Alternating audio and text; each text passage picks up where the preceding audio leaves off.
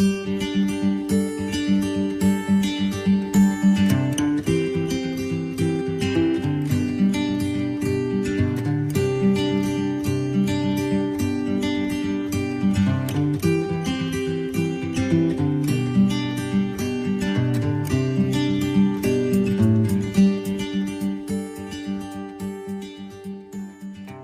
aí, galera do podcast Dia a Dia na Palavra, tudo bem com você? Seja muito bem-vindo a mais um episódio aqui do nosso querido podcast que começa agora, depois de uma pequena pausa aí de quase um mês, mas tudo bem.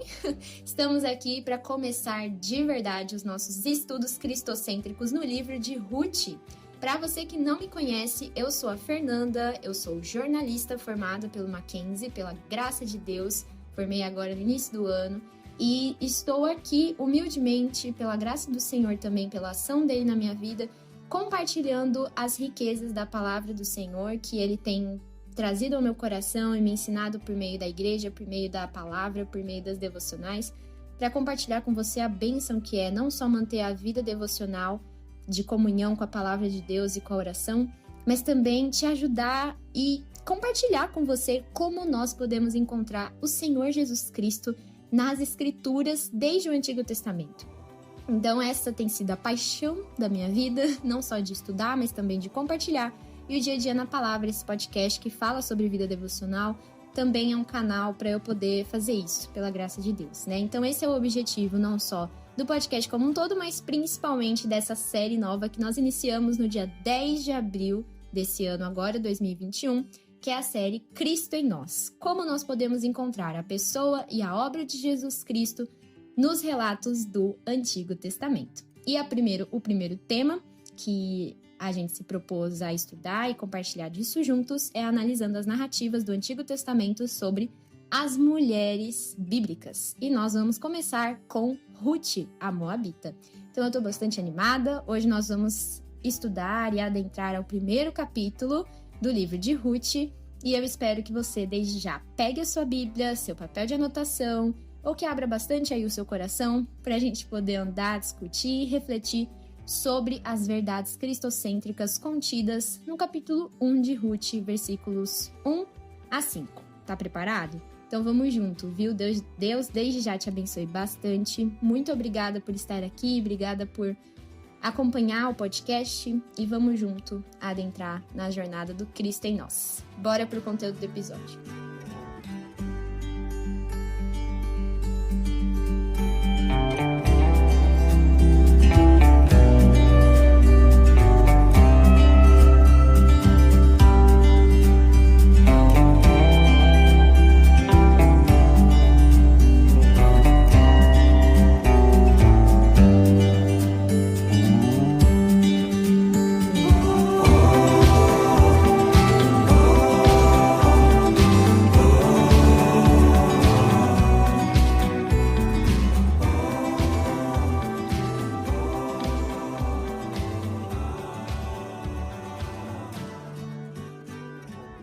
Bom, antes da gente começar então a nossa discussão aqui, pessoal, eu queria fazer as minhas devidas considerações e também agradecimentos. Acho que dá o crédito, né, para quem merece.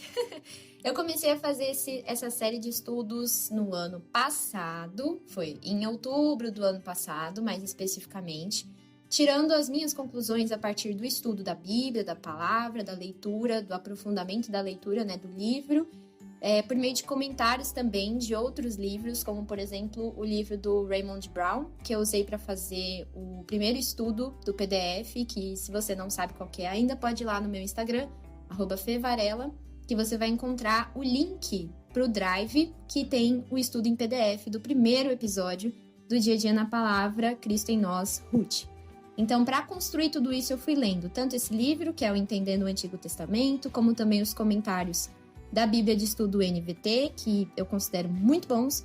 E aí, coincidentemente, maravilhosamente, na verdade, esse ano, em 2021, em fevereiro, meu pastor da minha igreja, que é a IP de Cidade Ademar, Reverendo Nelson, começou os estudos em Ruth também, as pregações à noite, pregações expositivas no livro de Ruth. Então, foi muito maravilhoso poder ver algumas coisas que eu não tinha me atentado, poder complementar, né, o estudo, mas também ver algumas coisas que eu tinha reparado com esses estudos todos previamente, né, antes, ano passado, e ter isso confirmado. Então foi muito bacana. Então agora a gente tem uma série de estudos aqui. Eu vou fazer um apanhado de tudo pra gente poder discutir. Então aqui vai ter coisas da exposição do meu pastor, vai ter coisas que eu coloquei no meu estudo do ano passado. Obviamente vamos ler a Bíblia antes de tudo juntos também. E terminei de ler, inclusive já deixo aqui a dica pra todo mundo, quem quiser, um livro maravilhoso do pastor Emílio Garofalo Neto, que é As Boas Novas em Ruth, Redenção nos Campos do Senhor. É um livro da editora Monergismo e é uma leitura maravilhosa que abriu muito os meus olhos, esmiuçou de verdade o texto de Ruth e assim, gente, vale muito a pena. Então, se você quiser fazer uma aquisição aí valiosa para você que quer entender o livro de Ruth de uma forma cristocêntrica, eu dou essa dica, leia o livro de Ruth e compre o livro também do pastor Emílio, porque é um dinheiro muito, muito bem investido. Você vai amar. Então também vão ter coisas aqui que eu aprendi por meio dessa leitura, que terminei essa semana, inclusive. Então, bora lá. Pra gente começar, obviamente, vamos orar e vamos ler a palavra de Deus. Então, te convido a orar comigo agora pra gente poder começar o nosso estudo. Senhor, nosso Deus e nosso Pai, obrigada, Senhor, por esse dia. Obrigada porque o Senhor nos deu a Tua palavra para entendermos a Tua vontade sobre a nossa vida e também entendermos, ó Pai, quem o Senhor é e o que o Senhor realiza, ó Pai, no meio do Teu povo pela graça e pela misericórdia tamanha, ó Deus, que é o que realmente nos dá a vida, Senhor. Que o Senhor abençoe agora a vida do meu irmão ou da minha irmã que está ouvindo esse áudio, possa contemplá-lo, ó Deus, com a Tua sabedoria, o Teu conhecimento e que a Tua palavra venha a despertar, Senhor, nesse irmão ou nessa irmã, o desejo maior de Te adorar com todo o seu viver. Que o Senhor abençoe o nosso momento de reflexão, estudo, a leitura da Tua palavra, para que ela venha a ser bênção e semente, ó Pai, nos corações daqueles que ouvem. Obrigada por esse momento, Senhor, em nome de Cristo, o nosso Senhor e Salvador, que é aquele que conquistou tudo para nós, ó Pai, o nosso resgatador. Em nome dele que eu oro te agradecendo imensamente. Amém. Então, vamos começar, gente. Abra aí a sua Bíblia comigo no livro de Ruth. Vamos estudar hoje o capítulo 1, dos versos 1 a 5, porque eu acho que é legal a gente dividir o texto bíblico para a gente poder realmente cavar. Que a ideia não é só você ler e refletir sobre as coisas superficialmente, mas de fato começar a cavar as coisas. Então, vamos lá. Ruth, você encontra esse livro depois no Antigo Testamento, né, obviamente, depois do livro de Juízes e antes do livro de 1 Samuel. Um livro bem curtinho. Então eu vou ler dos versos 1 a 5, pessoal. Nos dias em que julgavam os juízes, houve fome na terra, e um homem de Belém de Judá saiu a habitar na terra de Moabe com sua mulher e seus 2 filhos. Este homem se chamava Elimeleque, e sua mulher Noemi. Os filhos se chamavam Malom e Quilion, efrateus de Belém de Judá. Vieram à terra de Moabe e ficaram ali. Morreu Elimeleque, marido de Noemi, e ficou ela com os seus 2 filhos, os quais casaram com mulheres moabitas. Era o nome de uma Orfa e o nome de outra Ruth, e ficaram ali quase 10 anos. Morreram também ambos, Malom e Quilion, ficando assim a mulher desamparada de seus 2 filhos e de seu marido.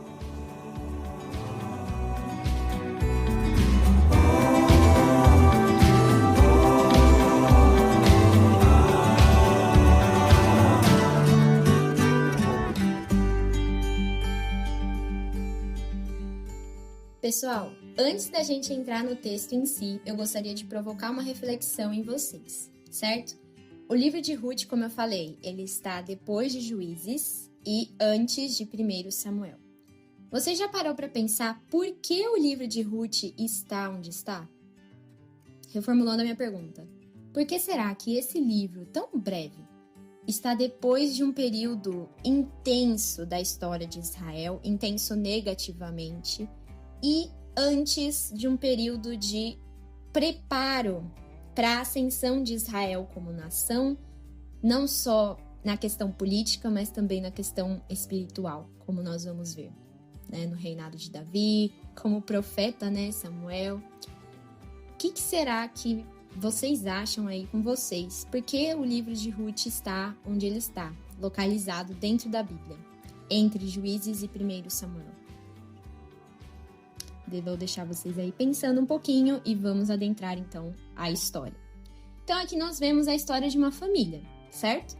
Noemi, Elimeleque, Malom e Quilion, que eram os seus 2 filhos. Eles eram uma família que moravam numa terra que não era uma terra qualquer. Na verdade, territorialmente falando e economicamente falando, em todas as áreas, Belém de Judá era uma cidade muito pequenininha. Era considerada uma cidade um pouco insignificante. Mas nós sabemos que Belém de Judá já nos remete a coisas muito preciosas futuramente, tanto na história de Israel, como também na história do Messias, certo? Vocês devem lembrar que Belém de Judá foi a terra onde o rei Davi nasceu e a terra também onde Cristo Jesus nasceu anos e anos depois. Mas aqui nós temos uma família que vive em Belém de Judá. E Belém de Judá, pessoal, o nome em hebraico, Bethlehem, significa casa de pão. E quando eu fiquei sabendo disso, eu falei, caramba, gente, eu nunca... não sou mestre em hebraico, né? Então, como é que eu ia poder saber? Mas olha que bacana. O verso 1 diz, nos dias em que julgavam os juízes, houve fome na terra. E um homem de Belém de Judá, ou seja, um homem que vivia na casa do pão, saiu a habitar na terra de Moabe com sua mulher e seus 2 filhos. Então Elimeleque, que era um homem belemita, que fazia parte dessa cidade, da tribo de Judá, ele sofreu as consequências dessa fome que foi enviada por Deus.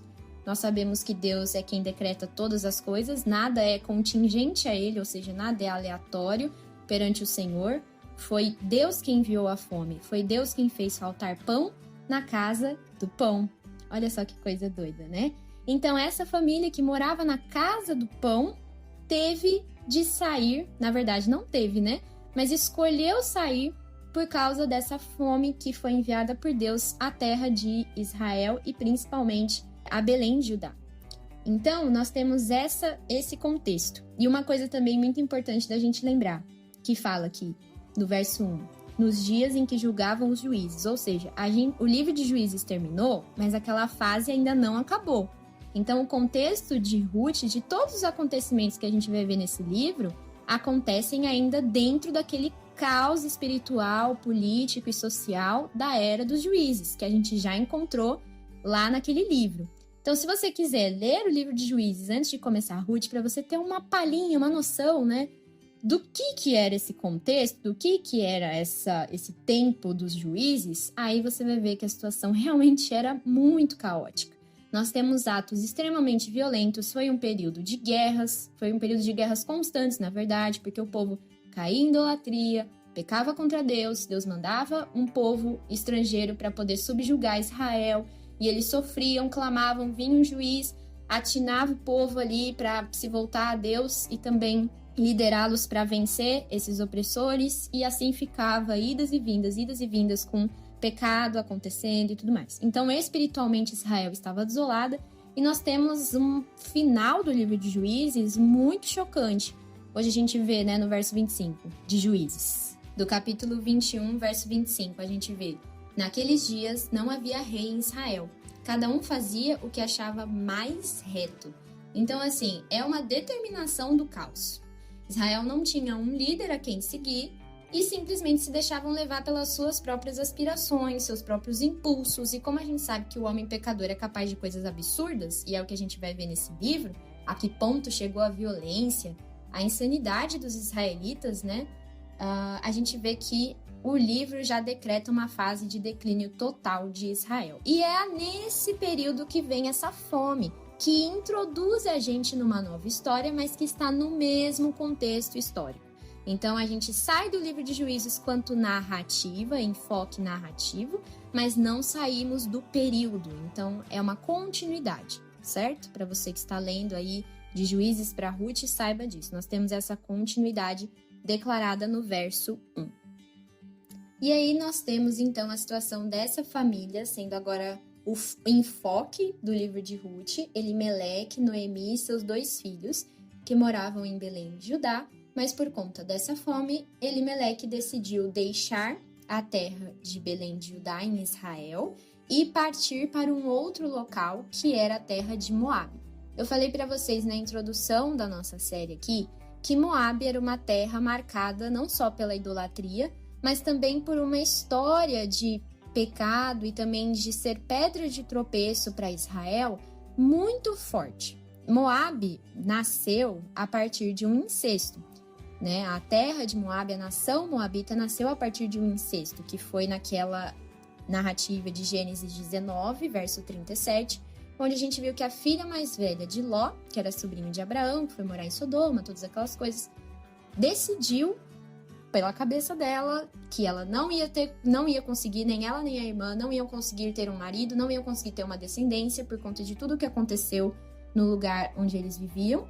E ela decidiu embebedar o pai para que ela coabitasse com ele, né, tivesse relações sexuais e engravidasse dele. E isso aconteceu. E dessa relação da filha mais velha com Ló, seu pai, nasceu Moabe. E da filha mais nova nasceu Ben-Ammi, que depois foi o pai dos Amonitas. Se eu não me engano, é esse o nome do povo, é isso mesmo.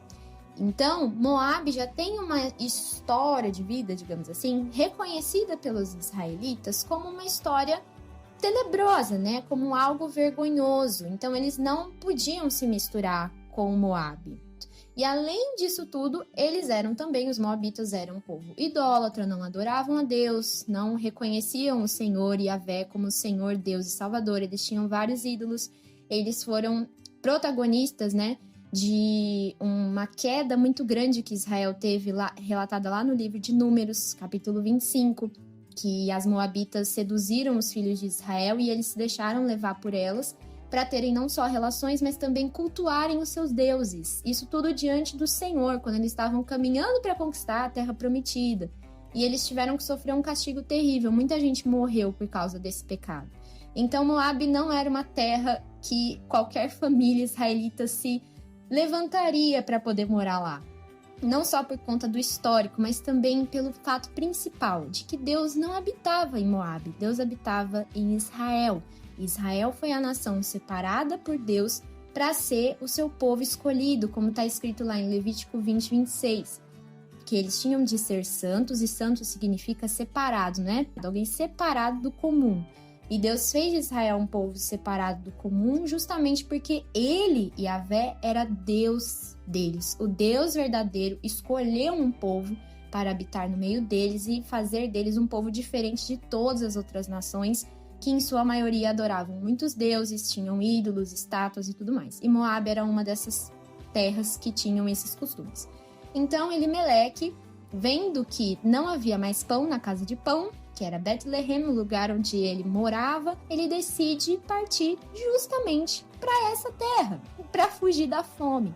Uma coisa que o Emílio Garofalo Neto fala no livro dele é que a gente muitas vezes pode julgar, né, a decisão de Elimeleque e pensar, mas se fosse eu no lugar dele, provavelmente eu faria isso também, né? Se minha família tá com fome, eu tenho que alimentar os meus filhos, eu tenho que ir para onde tá tendo comida. E segundo alguns comentários também de estudiosos que estão na Bíblia NVT, fala que em Moabe, ele tinha, aquela terra recebia muito mais chuvas em determinados períodos e tinha menos épocas de seca do que Israel. Então lá a possibilidade de fome era um pouco menor. Então, provavelmente, ele sabia que Moabe haveria pão. Ele teria, né, o trigo, a plantação, a condição para ele ter o alimento. Mas, uma coisa que a gente precisa analisar, e depois vai ter na parte da aplicação também. Quando Elimeleque decide sair de Israel por completo, ele está tomando a decisão de se afastar de Deus. Não é que Deus se restringe a Israel territorialmente. Ele está com os olhos em Elimeleque, mas é espiritualmente falando. Elimeleque aqui, junto com a Noemi e os filhos, eles tomam uma decisão tirando completamente Deus da jogada, digamos assim, nos seus corações. Eles não estão refletindo, não estão atinando que indo para essa terra, com todo esse histórico, uma terra onde há idolatria constante, onde há uma série de coisas que Deus desaprova continuamente, e eles estão saindo por completo do lugar onde Deus está com seu tabernáculo, entende? Então, na questão espiritual, Elimeleque desfaz do Senhor, tomando essa decisão de, para fugir da fome, da adversidade que Deus colocou, porque foi Deus quem enviou a fome, isso tem que deixar muito claro, ele decide simplesmente sair da terra onde Yahvé reina soberanamente, espiritualmente, cultualmente sobre o seu povo, indo para um lugar onde a idolatria reina soberanamente.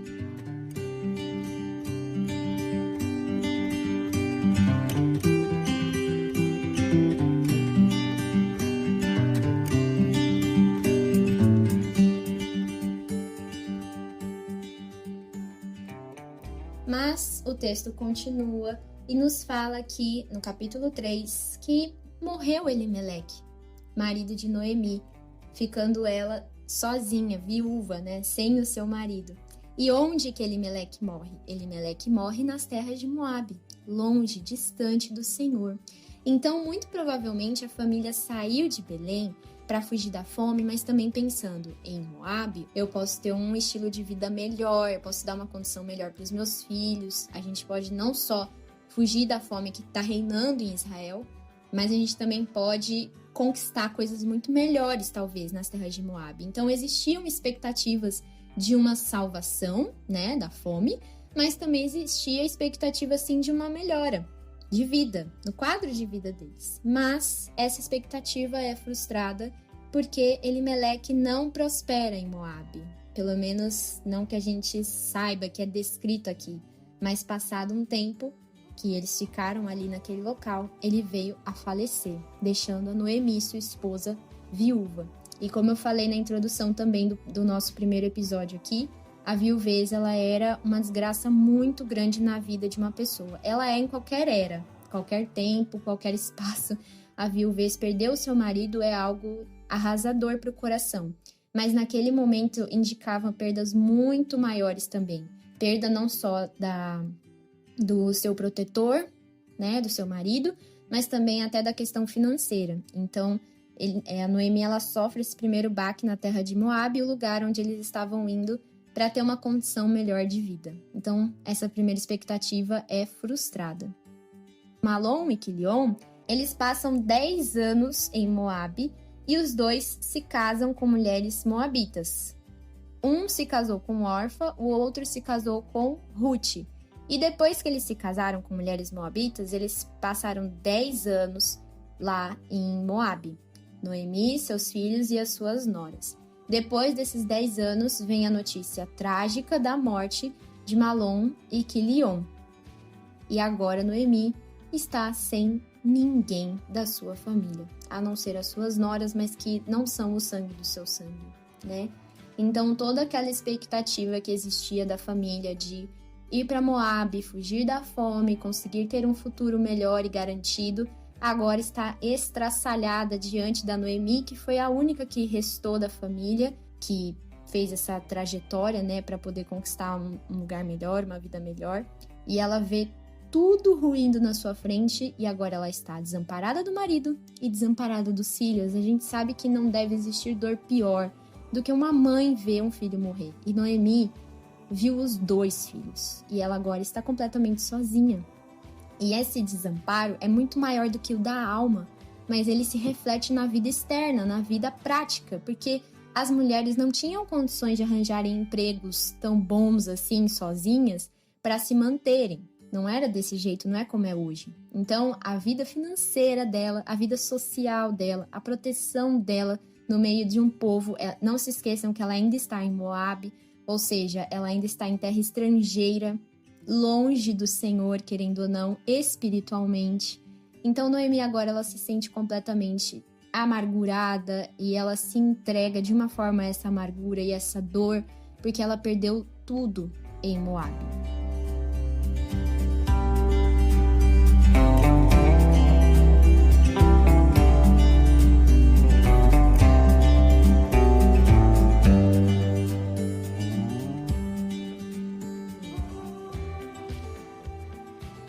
E aí nós vemos que a Noemi perde o seu marido e seus filhos e com isso encerra-se a sua família, encerra-se a sua descendência.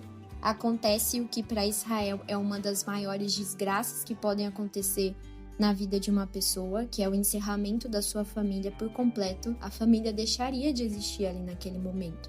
Elimeleque morreu, seus 2 filhos morreram, a Noemi já tem uma certa idade, então simplesmente toda a descendência dela foi cortada. Assim, desse jeito. Então, era o encerramento da família, a pior desgraça para um israelita, né? O seu sustento é perdido e você tem uma dor emocional tripla. Após 10 anos da perda do seu marido, seus 2 filhos morrem. Então, assim, é um momento de falta de perspectiva de redenção, falta de perspectiva de salvação. A Noemi não vê nenhuma luz no fim do túnel nesse momento específico da perda dos seus 2 filhos, onde ela está sozinha e distante da terra onde Yahvé é Senhor. E eu acho, assim, uma coisa que a gente pode talvez pensar e refletir, que ela saiba que ela está longe espiritualmente de Deus, que ela está longe territorialmente do Senhor na forma simbólica, né? Porque nós sabemos que Deus não tem nada que possa limitá-lo, a gente sabe disso, mas na questão espiritual, onde Deus falou que ele habitava e onde ele se mostrava de forma maravilhosa, era Israel, e Noemi estava sozinha em Moabe.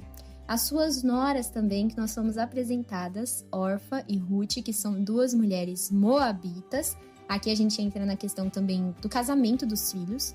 A gente sabe muito bem que o Senhor deixou determinado que Israel, os filhos, os homens, não se casassem, não fizessem aliança alguma com mulheres, pessoas dos povos idólatras, que são os vizinhos ali da terra onde eles estavam, das terras de Israel. E moabitas entravam super dentro dessa questão, até porque por causa de todo o contexto que eu já expliquei aqui para vocês. Então, o israelita já não ia querer fazer aliança mesmo com o moabita por conta de todo esse histórico, além do que das prescrições que Deus deixou muito claro para que eles não se casassem fora de Israel com pessoas que têm um passado e um presente idólatra, um passado e um presente que desagradam ao Senhor. Mas os filhos Malom e Quilion passaram um tempo lá em Moabe. E provavelmente a família se estabeleceu ali de uma forma que eles não iam ter na cabeça, muito provavelmente, o discernimento espiritual de falar, não vou me casar com mulheres daqui. Vai ver, a frieza espiritual já estava tão grande que eles cresceram ali, se desenvolveram ali, tiveram os hábitos meio que moldados e tomaram mulheres moabitas para serem suas esposas. E essas foram Orfa e Ruth, certo? Então, Orfa e Ruth, nesse momento, elas também estão passando por muita dor. Por quê? Porque elas ficaram viúvas. Elas perderam os seus maridos, assim, de uma vez. Mas, diferente do que Noemi, as 2 ainda tinham uma pequena possibilidade de redenção, ou seja, uma pequena possibilidade de salvação. Por quê? Provavelmente elas eram jovens, né? E estavam ainda em idade de conseguirem um outro marido, passado um tempo, para poderem constituir uma família e assim darem continuidade à sua história, às suas gerações. Elas ainda tinham essa possibilidade. Noemi, pelo contrário, estava completamente envolta em uma desgraça espiritual mesmo. Ela não via luz no fim do túnel, não tinha resquícios de salvação que ela pudesse ver e tocar. E esse é o capítulo 1, dos versos 1 a 5 de Ruth, em que nós vemos uma família que era de Belém de Judá, a casa do pão, onde Deus enviou uma fome e faltou pão na casa do pão. Nós vemos ali providência do Senhor, já começando. Não sabemos ainda o porquê.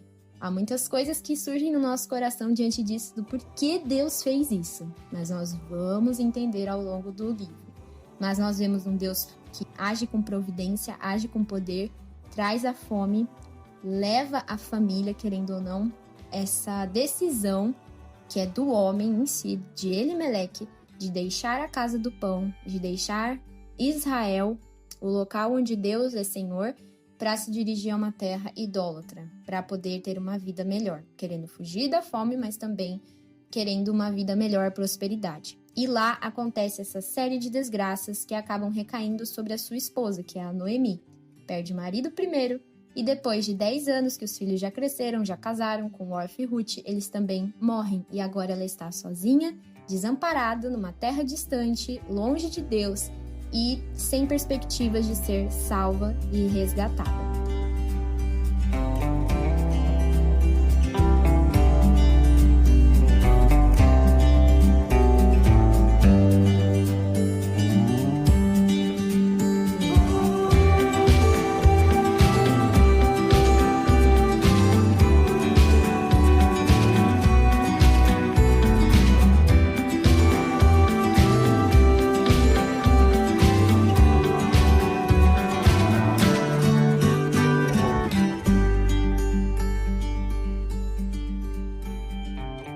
pessoal, trazendo então algumas aplicações para a nossa vida com esse primeiro trecho que a gente aprendeu hoje sobre o livro de Ruth. E também trazendo a aplicação cristocêntrica, que eu acho a coisa mais linda do mundo.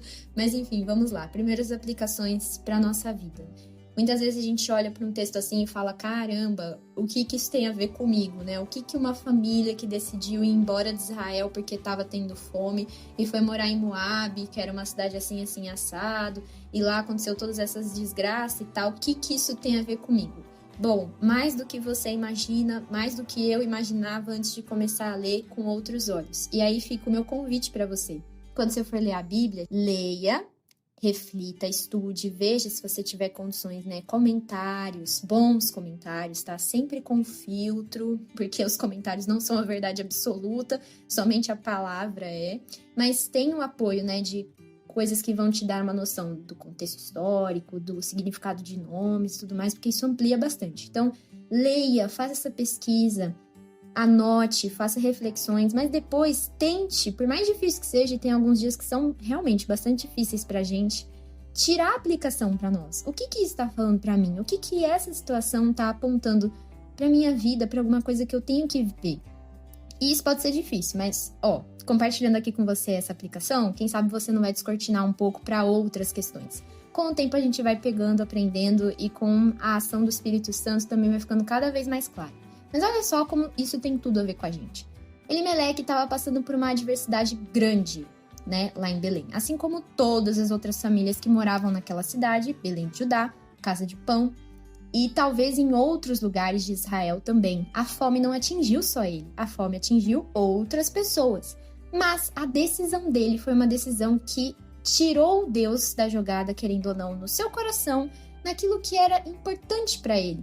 Com ele tomando a decisão de não ir, quem sabe, mudar de cidade, mas dentro de Israel, quem sabe numa outra região, porque Israel, pessoal, se você pegar o mapa, você vai ver que eram várias tribos, eram 11 tribos, na verdade, que tinham seus territórios bem estabelecidos, os levitas eram sacerdotes, eles tinham só as cidades, mas tinham vários territórios que ficavam em locais diferentes ali, perto da região ali da Palestina e tudo mais, enfim.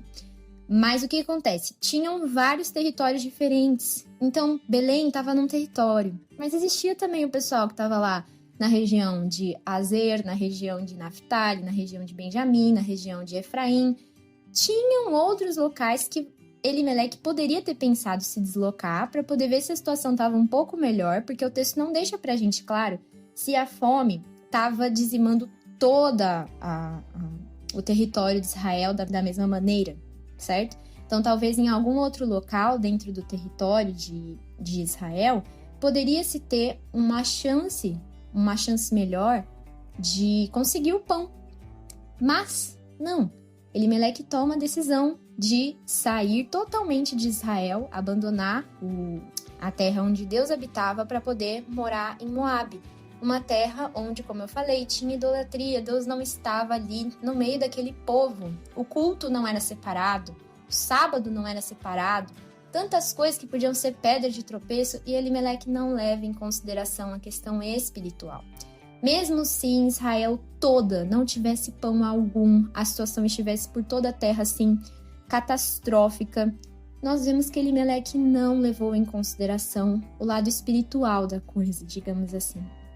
Elimeleque não levou em consideração o Senhor Deus, o Deus da sua vida, cujo seu próprio nome, né, o nome de Elimeleque já dizia, Deus é o meu rei. Nós não vemos Elimeleque buscando ao Senhor, rogando ao Senhor, tentando ver alguma forma de pedir pela sua salvação, não dando o seu próprio jeitinho, mas buscando a Deus e confiando de que Ele não iria desamparar o povo que Ele mesmo trouxe para ser seu. Nós sabemos que a nossa vida vai ser cheia de provações e adversidades. Cristo já deixou isso muito bem claro para nós, que nós vamos ter aflições. E essas aflições, elas são diversas e podem acontecer nos mais diversos momentos da nossa vida. Vão ter momentos muito bons, mas pode de uma hora para outra a gente pode ter um diagnóstico terrível, um plano que a gente estava querendo colocar em ação e tudo parecia estar dando certo. mas do nada alguma coisinha, um detalhezinho acontece que já destrói tudo que você gastou tanto tempo planejando, produzindo, investindo dinheiro às vezes. Você pode perder o seu emprego de uma hora para outra. Pode vir a faltar comida também. A gente sabe que as adversidades podem acontecer, porque Deus deixou isso muito claro para nós. Mas uma coisa que Deus também deixou muito claro para nós: o desejo dele para nossa vida é sempre a nossa santificação. Nunca, nunca, nunca, nunca uma adversidade pode nos levar para longe do Senhor, porque isso só vai trazer mais desgraça. Mesmo que não tivesse acontecido nenhuma das mortes, nem Elimeleque, nem Malom, nem Quilion, espiritualmente, como que eles estariam? Nós vemos que Malom e Quilion tomaram a decisão de quebrar a aliança com o Senhor, fazendo aliança com 2 mulheres moabitas, coisa que Deus deixou muito claro na lei, que não era para eles fazerem. Então, talvez, a espiritualidade da família lá em Moab foi se apagando ao longo do tempo, coisa que acontece bastante com a gente quando nós nos distanciamos, por exemplo, da comunhão com a igreja, da nossa devocional, da nossa oração, quando a gente não separa tempo com Deus, quando a gente não tem contato com a Bíblia. As coisas que vão acontecendo no nosso dia a dia vão se entulhando no nosso coração, a ponto da gente não fazer questão nenhuma de que as nossas decisões e aquilo que a gente realiza glorifique a Deus e nos traga para mais perto dele. A gente não tá nem vendo o quão longe nós estamos ficando dele. Entende o que eu quero dizer? Então, a decisão de Elimeleque, não cabe aqui a gente julgar se ele fez por causa da família, porque estava realmente a situação terrível, tenebrosa, tudo bem. Mas foi uma decisão que o afastou de Deus espiritualmente. E aí, no livro do pastor Emílio, o Boas Novas em Ruth, ele dá um exemplo, gente, que é tão simples, eu nunca tinha olhado por esse ângulo, mas se aplica a todos nós praticamente, para vocês verem como isso é palpável. Vamos supor, uma família, ou eu mesma, desejo mudar de país. Quero ir para outro país, quero ir para outra cidade, quero ir para outro estado. Por quê? Porque lá eu vou ter condições melhores de vida, posso conseguir um emprego melhor, posso dar uma condição melhor para os meus filhos, todas essas coisas que talvez também fossem o desejo do Elimeleque e da Noemi quando eles deixaram Israel, certo? A situação aqui no Brasil tá muito difícil, tudo mais, quero ir, sei lá, para outro lugar, para outro país, para outro local. E aí, o pastor Emílio falando no livro, muitas vezes a gente procura tudo sobre esse local, aprende a língua, aprende como é que é a cultura, já sabe tudo que vai esperar, já arranja o emprego logo, já manda os currículos, já prepara a casa, já prepara o lugar, pensa em tudo. Mas não pensa, por exemplo, como é que é a questão de igreja nesse lugar? Como é que é a questão do cristianismo, do Senhor dentro desse local? Entende? Chegando lá, onde que eu vou congregar? Eu quero congregar? Como é que vai ser essa adaptação dos meus filhos, por exemplo, numa nova igreja, num novo local? Será que a gente leva isso em consideração no nosso coração como algo primário e não como, depois a gente vê, depois que chegar lá e resolver tudo isso, aí a gente vê, procura uma igreja depois. Será que isso é algo primordial, é o principal no nosso coração, que nos move também a essa mudança? Ou pode nos levar a não fazer essa mudança caso a gente veja que o local para onde a gente está indo não tem o necessário que Deus ordena, que Deus constitui para que a gente tenha uma vida espiritual saudável perto dele? O nosso trabalho vai consumir o nosso tempo a tal ponto que o nosso mestrado ou qualquer outra coisa vai consumir o nosso tempo a tal ponto que a gente não vai conseguir dar tudo de si nesse local novo para a glória de Deus e ter o contato dele presente, liderando a nossa vida lá? Gente, quando eu li esse exemplo, eu falei, caramba, é palpável demais, gente. Então, uma questão aqui pra gente, as nossas decisões, por mais difícil e adversa que seja, e eu sei que é difícil, falar é muito fácil, viver é complicado, eu sei disso. E nós vamos ver que Deus é um Deus que é justo, mas é um Deus misericordioso também. E tudo ele estava agindo com providência. Mas tiremos essa lição, pessoal.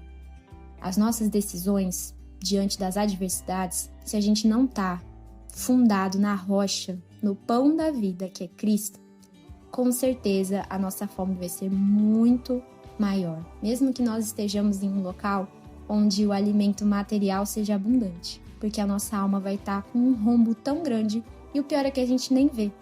Muito provavelmente igual a família também não viu ao longo de todos esses anos que eles permaneceram lá. Então, assim, é difícil, é duro para todos nós, porque as adversidades, elas revelam o pior da gente. Elas revelam onde nós estamos, onde está a nossa base.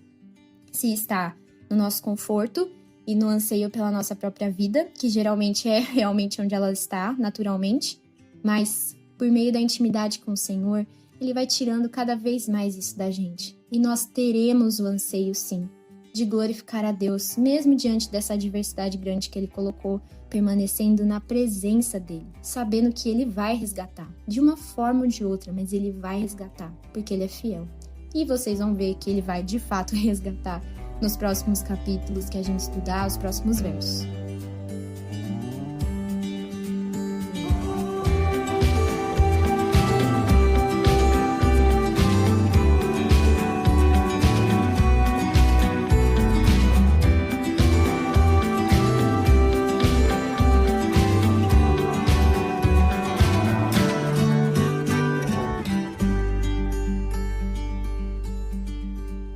Então a gente vê aqui que a família de Elimeleque preferiu estar em campos verdejantes do que estar perto do bom pastor.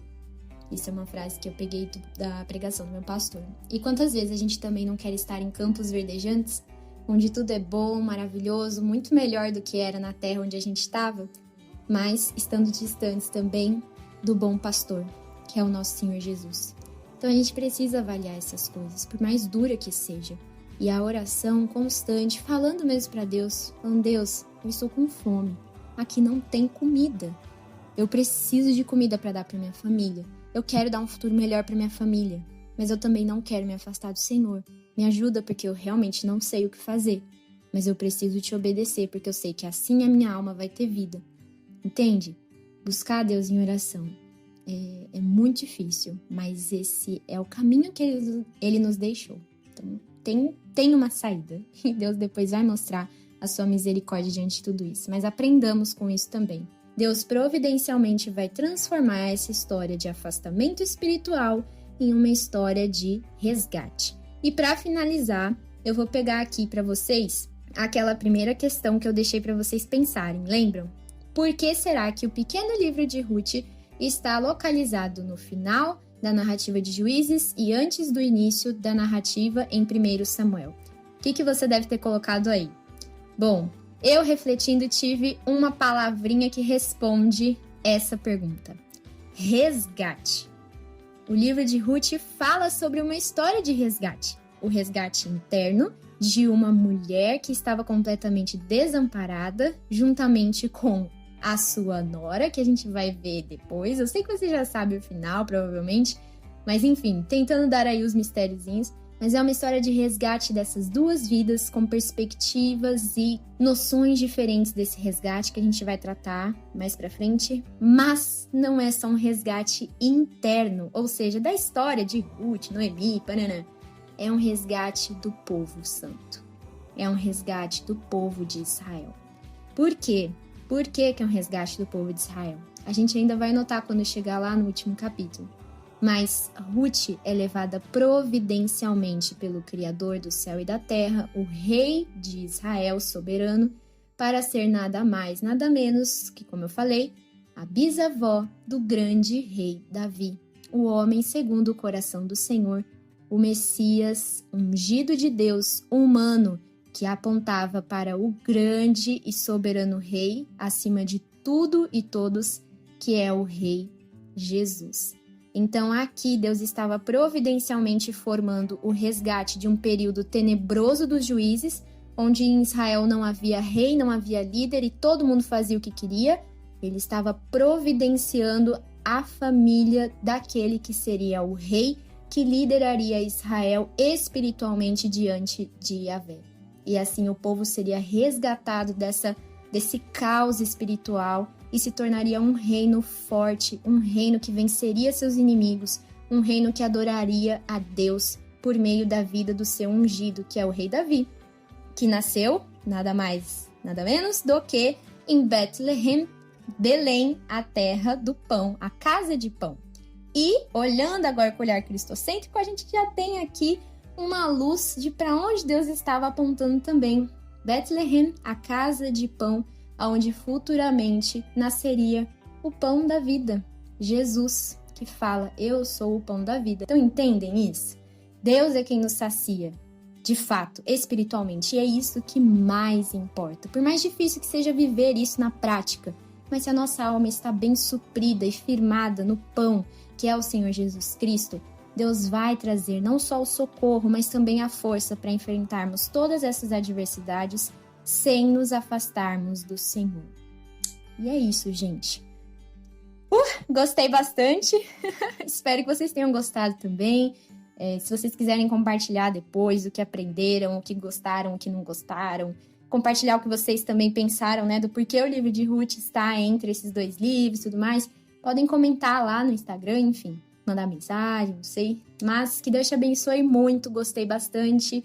Espero que essa reflexão também sirva de incentivo para você estudar, enfim, ter esse contato maior, cada vez maior com o nosso Senhor e Deus, o pão da nossa vida, certo? Muito obrigada, Deus te abençoe muito e até o próximo episódio, onde continuaremos aqui a nossa caminhada no livro de Ruth. Beijo e até a próxima!